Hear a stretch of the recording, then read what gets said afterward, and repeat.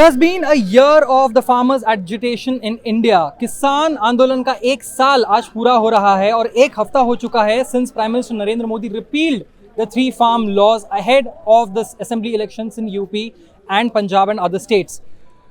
But despite the announcement of repealing of the farm laws, why is the protest still going on? जब प्रधानमंत्री मोदी जी ने घोषणा कर दी है कि कानूनों को वापस लिया जाएगा, तो क्यों ये अनशन अभी तक जारी है? आपकी और क्या मांगे हैं?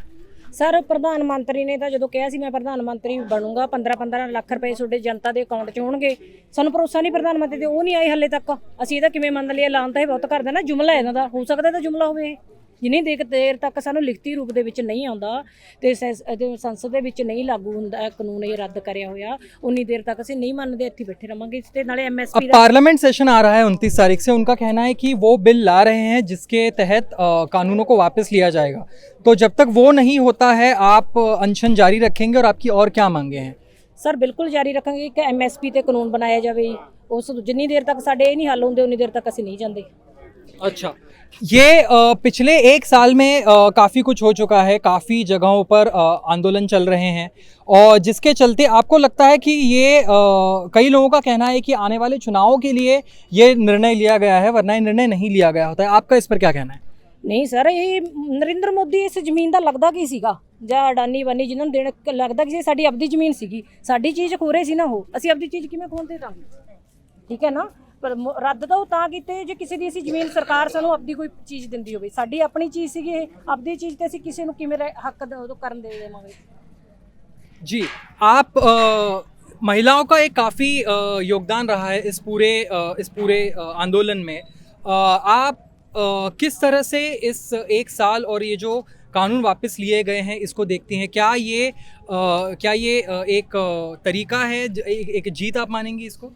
नहीं सर, हजे साडी कोई जिੱਤ नहीं जी। साडियां 2 ਲਾਸ਼ਾਂ ਡੇਲੀ ਚਿੱਟੇ ਕੱਪੜੇ ਵਿੱਚ ਲਿਬਟ ਕੇ ਪੰਜਾਬ ਜਾਂਦੇ ਸੀ। 1000 ਬੰਦਾ ਸ਼ਹੀਦ ਹੋ ਚੁੱਕਾ ਸਾਡਾ ਇੱਥੇ ਦਿੱਲੀ ਦੇ ਵਿੱਚ। ਠੀਕ ਹੈ, ਇਹ ਸਾਨੂੰ ਐਵੇਂ ਨਹੀਂ ਕਾਨੂੰਨ ਰੱਦ ਕੀਤੇ, ਬਹੁਤ ਸ਼ਹਾਦਤਾਂ ਹੋਈਆਂ ਨੇ, ਬਹੁਤ ਸਾਰੇ ਸਾਡੇ ਕਿਸਾਨਾਂ ਨੇ ਨੁਕਸਾਨ ਝੱਲੇ ਨੇ ਇੱਥੇ। ਠੀਕ ਹੈ, ਜੋ ਇੱਥੇ ਬੈਠੇ ਨੂੰ ਕੋਈ ਵਿਹਲੇ ਨਹੀਂ ਹੈਗੇ, ਜੋ ਕੁਝ ਸੁਣਿਆ। ਪਰ ਇੱਕ ਗੱਲ ਹੋਈ ਹੈ, ਕਾਨੂੰਨ ਰੱਦ ਹੋ ਜਾਣਗੇ, ਅਸੀਂ ਕਹਿੰਦੇ ਹੋ ਜਾਣ, ਬਹੁਤ ਵਧੀਆ ਦਿਨ ਉਹਨਾਂ ਨੇ ਰੱਦ ਕੀਤੇ ਨੇ।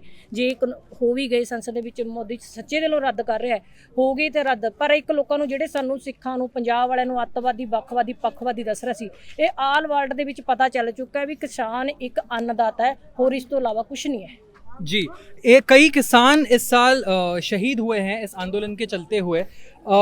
कई मांगे हैं किसानों की, शहीद किसानों को लेकर हम उनसे खुद जानना चाहेंगे। कई किसान शहीद हुए हैं, उनको लेकर आपकी क्या मांगे हैं? किसान ਜਿਹੜੇ भाई शहीद होए उनकी मंग मानी हुआ भी नौकरी मिले उनके परिवार ਨੂੰ इनका पूरा हक मिलना चाहिए। हाँ, ਜਿਹੜੇ बेचारे शहीद हुए। तो जो किसान शहीद हुए उनके घर वालों को आप चाहते हैं कि नौकरी मिले। इस पूरे एक साल में और भी कई आपत्तिजनक चीज़ें हुई हैं, जैसे कि किसानों को खालिस्तानी कहा गया। लखीमपुर खेरी में जो हादसा हुआ उस बात को लेकर काफ़ी चर्चा में पूरा आंदोलन रहा। तो इस बात को लेकर आपकी क्या मांगे हैं सरकार से? हमारी किसान की ये मांग है, जो केंद्रीय गृह राज्य मंत्री है उसको तत्काल प्रभाव से बर्खास्त किया जाए और उसके ऊपर 120 बी लगाई जाए, क्योंकि उसके पुत्र ने वो नरसंहार हत्या की है और उसका निश्चित रूप से वो अपने पिता से सलाह मशवरा करके ही ऐसा कार्य करने के लिए किया उसने, और उसके पिता इसके लिए 120 बी का हकदार है। हमारी अनेक मांगे हैं, जो 700 के और 750 के लगभग किसान इस संसार से किसानों की पैरवी के लिए विदा हो गए, किसानों के दुख दर्द के लिए संसार से चले गए, कि अपनी कौम को बचाने के लिए इस संसार से चले गए। उन किसानों को मुआवजा मिलना चाहिए, उनके आश्रितों को एक सरकारी नौकरी मिलनी चाहिए और उनका यहाँ सिंघू बॉर्डर के अंदर एक स्मारक बनाया जाए, जो हर साल 26 नवंबर को हम आने वाली पीढ़ियां और हम सब उनको नतमस्तक होकर याद कर सकें। ऐसी हमारी यहाँ मांगे हैं। और किसान को इस देश के अंदर किसान और दो ही बरादरी हैं, कमेरा और लुटेरा। किसान कमेरा है, मजदूर कमेरा है। कंधे से कंधा मिलाकर किसान और मजदूर इस देश का भला कर रहे हैं, इस देश की आर्थिक विकास दर में उनकी अहम योगदान है।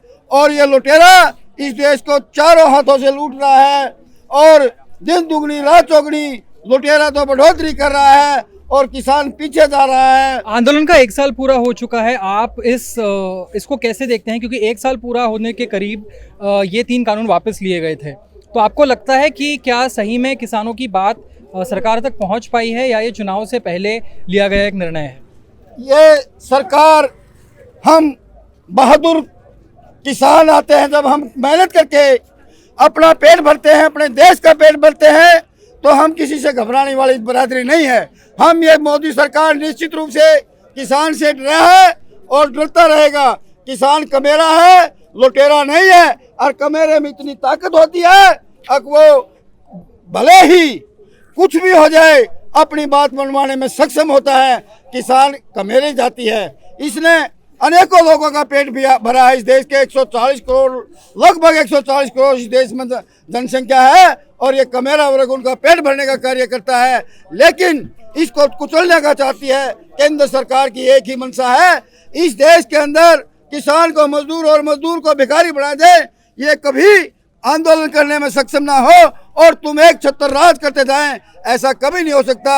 ये मेहनत कर कौम जब मेहनत करके देश का पेट भर सकती है तो अपने लिए ये आंदोलन भी खड़ा कर सकती है और उन्होंने करके दिखा दिया। इस देश का अन्नदाता भगवान के बाद अगर किसी का दर्जा है तो इस देश के अन्नदाता का है, जो इस देश का पेट भरने के साथ साथ इस देश की शुभकामना भी करता है। इनके बच्चे बॉर्डरों पर इस देश की सुरक्षा करते हैं और इस देश की सीमा, इसलिए ये लुटेरे लोग इस देश के अंदर इसलिए सुरक्षित सो रहे हैं कि इन किसानों के बच्चे देश पर की सीमाओं पर पहरा दे रहे हैं और उन्हीं बच्चों के साथ इन किसानों के बच्चों की वजह से ये अपने घरों में सुरक्षित सो रहे हैं, वरना ये सुरक्षित भी नहीं सो सकते। और उसी किसान और मजदूर के बेटों को, ये किसान और मजदूर को ये कुचलना चाहती है सरकार। ऐसा कभी हो नहीं सकता। एमएसपी को लेकर आप लोगों की क्या मांगे हैं? एमएसपी, आपका कहना है कि एक बिल लाया जाए और एक लिखित में दिया जाए, तो क्या जब तक वो नहीं होगा तब तक क्या इन सारी जगहों पर अनशन चलते रहेंगे? देखो, ਇਹ ਕਿਸਾਨ ਮੋਰਚੇ ਦਾ ਫੈਸਲਾ ਹੈ ਜੋ ਉਹ ਲੈਣਗੇ ਲੀਡਰਸ਼ਿਪ, ਉਹਨਾਂ ਦਾ ਅਨਸ਼ਨ ਕਦੋਂ ਤੱਕ ਚੱਲਣਾ ਹੈ। ਪਰ ਐਮਐਸਪੀ ਮਿਲਣਾ ਚਾਹੀਦਾ। ਐਮਐਸਪੀ ਨਾਲੇ ਜੇ ਐਮਐਸਪੀ ਮਿਲੂਗਾ ਸਾਰੀਆਂ ਫਸਲਾਂ ਤੇ ਤਾਂ ਹੀ ਬਦਲਾਵ ਆਊਗਾ। ਜੀਰੀ, ਝੋਨੇ, ਕਣਕ ਤੋਂ ਖਹਿੜਾ ਛੁੱਟੂਗਾ। ਬਾਕੀ ਜਿਹੜੀਆਂ ਸਟੇਟਾਂ ਨੇ ਉਹਨਾਂ ਨੂੰ ਵੀ ਆਰਥਿਕ ਮਦਦ ਮਿਲੂਗੀ ਤੇ ਐਮਐਸਪੀ ਬਹੁਤ ਜ਼ਰੂਰੀ ਹੈ ਮਿਲਣਾ। जी, आपकी एमएसपी के अलावा सरकार से और क्या मांगे हैं इस आंदोलन को लेकर? और मांगे हैं भी जो यहाँ पे किसान शहीद हुए हैं उनके परिवारों को नौकरी मिलनी चाहिए, मुआवजा मिलना चाहिए। यहाँ पे जगह बननी, स्मारक बनना चाहिए सिंगू बॉर्डर पर। तो जो बाकी किसान मोर्चा है, कल को मीटिंग होगी, जो लीडर साहबान कहेंगे सभी किसान उन्हीं के साथ हैं। जो मांगे एमएसपी हो या चाहे और बातें हुई। राकेश टिकैत जी का कहना है कि जब तक ये सारी मांगे पूरी नहीं हो जाती तब तक ये आंदोलन ऐसे ही चलता रहेगा। आप इस आंदोलन से कब से जुड़े हैं और किस तरह की आपने इस पूरे सरकार के रवैये में बदलाव देखा है गए 1 साल में? हम जो पहले दिन, जब पिछले साल इन्हीं दिनों में हम आए थे, उसी समय से यहाँ पे जुड़े हुए हैं। पहले पंजाब में भी धरने लगाते रहे हैं, तो फिर इधर भी आए हैं। जब 1 साल से हमारे गांव के बारी बारी आ रहे हैं। ट्रैक्टर मकान बन रखा हमारा यहाँ पे, ट्राली पे आर्जी तौर पे। तो जो राकेश टिकैत जी कह रहे हैं सही कह रहे हैं, वो लीडर हैं किसानों के। जो उनका फैसला होगा सभी मानेंगे किसान। और सरकार के रवैया तो जब पब्लिक आगे इलेक्शन को झुक रहे हैं, अरे सरकार पे भरोसा कोई नहीं है क्योंकि जुमलेबाज सरकार है। So a lot of points being reiterated in the demands and comments by farmers at Singhu border as lakhs and scores of farmers reach the site to celebrate 1 year of farmers' protests. A few demands, common demands include a law for MSP and jobs for the people who've lost their lives through the agitation. And many of them feel that this move, the repeal of the farm laws, has been done only ahead of the elections in the states of Punjab and Uttar Pradesh, and that if that would not have been possible तो शायद ये कानून वापस नहीं लिए जाते। हम Singhu border पर मौजूद हैं। क्विंट और क्विंट हिंदी के साथ बने रहिए सारे अपडेट्स के लिए। धन्यवाद।